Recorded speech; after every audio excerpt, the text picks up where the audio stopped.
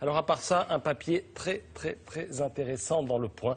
Ça concerne quelque chose dont vous avez sans doute entendu parler à la faveur du débat sur le mariage pour tous. Il s'agit de la théorie du genre. Voici l'inventeur du concept.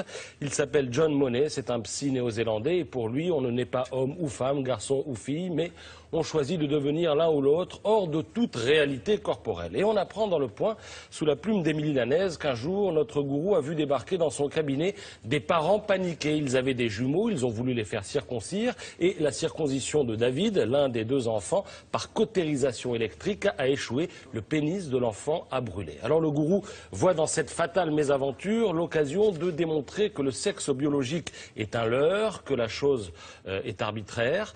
Il conseille donc aux parents d'élever David comme une fille. On lui met des robes, on lui offre des poupées, on lui donne un traitement hormonal et c'est ainsi que David devient Brenda, sœur jumelle de Brian. Alors la suite, eh bien, elle est terrible. À l'adolescence, Brenda sent sa voix devenir grave. Elle est attirée par les filles. Elle se sent garçon engoncé dans un corps de fille. Les parents avouent tout aux jumeaux. Brenda se fait opérer pour redevenir David.